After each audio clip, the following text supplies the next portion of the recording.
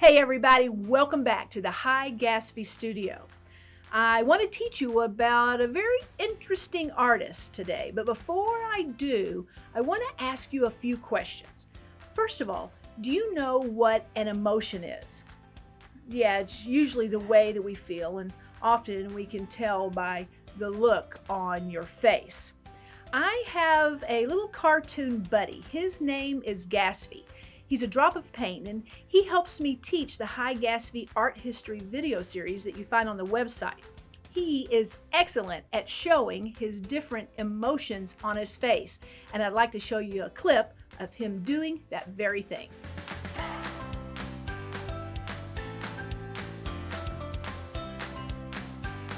As you can see, he is very good at expressing himself. Okay, the second question. Can you use an object to display or express your emotions? Let me give you an example. If I had this ball and I was in a happy mood, I may just toss it from hand to hand. Or I could even, if I'm happy, toss it with a buddy. That would make me happy. If I was sad or bored, I might just hold the ball and look at it. And if I was mad or angry, I might take that ball and bounce it really hard on the floor, or I might even throw it really hard up against the wall. Those all show emotions using an object. Third question. Could someone use something that others don't even recognize to show emotion? Now that's a hard question. Let me give you an example.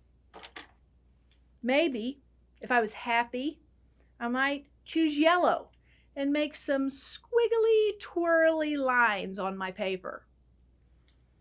If I was sad, maybe I would choose blue and just make a single line across my paper. And if I was angry or frustrated, I might choose black and make some really heavy zigzag jaggedy lines on my paper. Now, if somebody looked at my paper, they may not even recognize what I had drawn because I really didn't draw anything in particular. I just used these colors, these pens, to express my emotion. If someone looks at one of your drawings or a painting and it doesn't really resemble or look like something, that's called abstract. And the artist that I want to tell you about today was excellent at drawing abstract emotions. His type of artwork was called Abstract Expressionism. His name was Jackson Pollock, and have I got a story for you. In 1912, a family by the name of Pollock were living in Cody, Wyoming, and Mr. and Mrs. Pollock worked on a farm, and they were raising 5 boys. The baby of the family was named Jackson.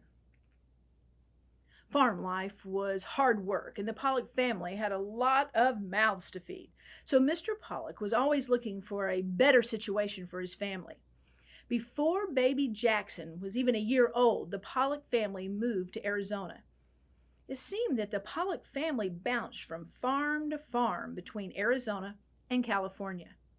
During Jackson's childhood, the Pollocks would move 9 times. When Jackson was 8, his father left the family. He would visit and send money, but he was absent most of the time. I'm sure it was difficult for little Jackson as well as his 4 older brothers. Luckily, because of those older brothers, it was a lot more tolerable. And Charles, the oldest of the brothers, became more like a father to Jackson. As Jackson entered high school, he got into a lot of trouble. He was kicked out of school twice. He also began to drink alcohol at a young age. This would remain a problem for the rest of his life. When Jackson turned 17, he decided to go live with his oldest brother, Charles, in New York. Charles was going to art school there, and Jackson thought it'd be fun taking art lessons with Charles. Just like his family bounced from farm to farm, Jackson Pollock bounced from art classes to art classes. He took drawing classes, and then he took clay modeling classes, and then he took ceramic classes. To make ends meet, he got a job at the school where his brother Charles taught. He was in charge of cleaning the school. Times were really hard. The Great Depression had hit, and jobs were hard to find. Jackson signed up for a government program that President Roosevelt organized to help people during this time. The program was called the WPA, and the government would pay artists to paint. Jackson Pollock painted and painted. He had learned a lot from all the different art classes and workshops he had attended, but his artwork just didn't seem to grab the attention of anyone. He enjoyed going to exhibits showing Picasso's and Matisse's paintings, and he began to incorporate some of their style into his artwork. Because of the influence of the WPA program, Jackson was able to get one of his paintings into an exhibit. The painting was called Birth. This was a turning point for Jackson Pollock. While there at the exhibit, he met a lady named Lee Krasner. She loved his artwork, and she knew many art collectors. She mentioned his name to a very rich art collector named Peggy Guggenheim. When Peggy saw his artwork, she really liked it and asked Jackson if he would paint a really big picture for her called a mural. She wanted to put it in her house. He painted this for her. He called it Mural. It is over 6 feet tall and almost 20 feet long. Peggy Guggenheim loved it. Even better, Jackson Pollock loved painting it. It was big. It was swirly. It was colorful. He felt as if he was dancing while he was painting it. To me, it looks as if the paint is dancing also. It is abstract. It doesn't look like anything we can recognize. And it expressed how Jackson Pollock was feeling. Abstract expressionism. Jackson Pollock had found his passion, big mural paintings that expressed his feelings. He began to buy big canvases. He would lay them out on the floor of his studio. He'd walk around the canvas and splash, sling, squirt paint where he felt it needed to go. Sometimes he would use a brush. Sometimes he would use a stick. Sometimes he would just use his hands. He would add sand or broken glass or string or wire or even nails to his creations. He loved it. He was able to express how he was feeling using the paint and the colors.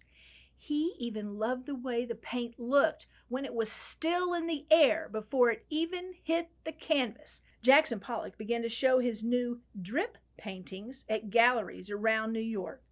Some people thought that they were a mess and looked like an accident. Others thought they were interesting and just couldn't seem to take their eyes off of them.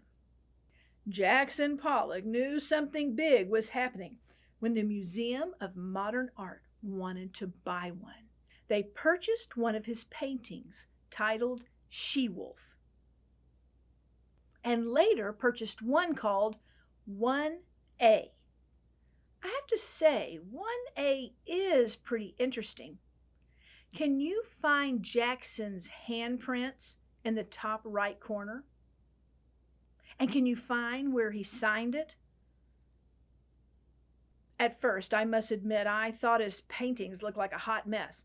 But I have to say that there are a couple that I really like looking at. This is one of them. It's called Summertime. To me, it has rhythm, like a song. I can pretend to see people dancing and moving. It makes me want to stare at it, and maybe even to dance too. And here's a picture of Jackson in front of it to give you an idea of how big it is.